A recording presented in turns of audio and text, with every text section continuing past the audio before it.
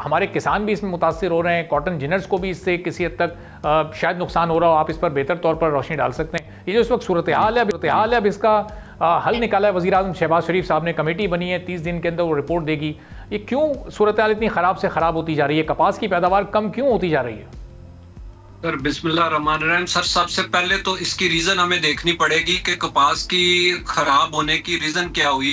हमारे जिन इलाकों में कपास काश्त होती थी उन इलाकों में आज शुगर फैक्ट्रीज लग गई हैं और कोई कंट्रोल नहीं है। यानी गवर्नमेंट को चाहिए कि जो कॉटन एरियाज है, हमारी कैश क्रॉप है, हम इंटरनेशनल मार्केट को उसमें दुनिया को फेस करते हैं, लेकिन उस पर कोई पॉलिसी नहीं बनाई गई और उधर शुगर मिलने लग गई सारे इलाकों में। और फिर उसके बाद दूसरा बहरान ये हुआ कि हमारे पास आज तक कॉटन का सीड ही नहीं आया कि हम हर साल अरबों रुपए की पेस्टिसाइड इंपोर्ट करने पे जोर देते हैं। पेस्टिसाइड इस मुल्क में अब एक माफिया बन चुका है और हम ये नहीं देखते, हमारे माहिरीन ये नहीं देखते कि इतना पेस्ट कॉटन पे क्यों आ रहा है, कॉटन क्रॉप पे, कि उसको कैसे कंट्रोल किया जाए, ऐसे सीड लाए जाएं जो पेस्ट रेजिस्टेंस हो जिनमें।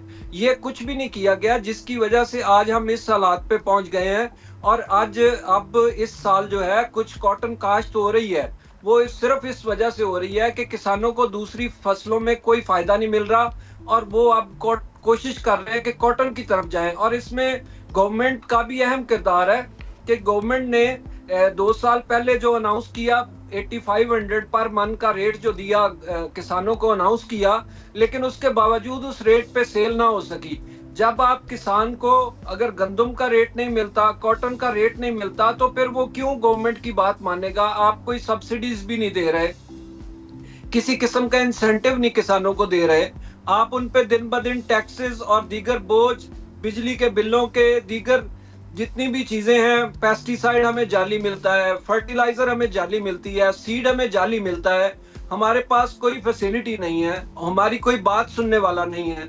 हम किसको ये चीजें जाके बताएं कि वो इन मामलात को हल कर दे? अभी जो 15 रुकनी कमेटी बनी है, हम उम्मीद करते हैं कि वो कमेटी कुछ पॉजिटिव काम करेगी, लेकिन ऐसा क्या करेगी कि जिससे कोई फील्ड में बेहतरी आ सके। अगर आप कॉटन क्रॉप के लिए कोई इंसेंटिव अनाउंस नहीं करते वजीर आजम साहब, तो फिर ये हालात यही रहेंगे। हमारे पास ना सीड है, हम सीड भी जो लेते हैं जाली मिलता है, हम क्या करें? एक मिठाई का डब्बा दें तो फेडरल सीड सर्टिफिकेशन वाले आपको 100-200 टैग वैसे ही दे देंगे। तो ये हालात हैं, जब तक ये अदारे ठीक नहीं होते, कोई मुखलिस नहीं होता मुल्क के साथ, उस वक्त तक किसी क्रॉप को भी, कॉटन छोड़े किसी क्रॉप को भी हम ठीक नहीं कर सकते। तो और जहां तक जी कंटिन्यू कंप्लीट कर लीजिएगा मेरे साथ। जी और जहां तक आप बात करें कि हमारे पास सीड का, आप देखें कि आज तक कोई कानून नहीं है हमारे पास कि अगर फार्मर को जाली सीड मिलता है, उसका लॉस होता है, उसकी फसल खराब हो जाती है, फ्रूटिंग नहीं होती, तो उसको किसी किस्म का कोई नुकसान या मुआवजा, इवन के बीज के पैसे भी नहीं देते जो कंपनियों वाले हैं। तो इनको कंट्रोल करना जरूरी है। गवर्नमेंट को चाहिए कि ये जो बेसिक चीजें हैं कम से कम इनको कंट्रोल कर दे।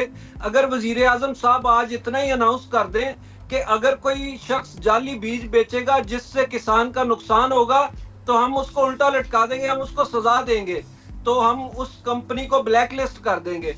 अगर सिर्फ इतनी अनाउंसमेंट ही कर दें तो वो भी हमारे लिए बहुत बड़ा काम होगा। लेकिन चूंकि यहाँ पे अदारों के काम बांटे हुए हैं, सीड जो है वो फेडरल सीड सर्टिफिकेशन वफाक के पास है, इसी तरह उसकी लाइसेंसिंग बेचने की वो प्रोविंसेस को दी हुई है, कोई काम भी जो है वो ठीक नहीं चल रहा।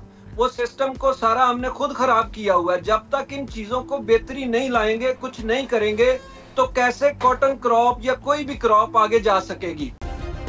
सब्सक्राइब करें और बेल दबाएं ताकि कोई खबर रह न जाए।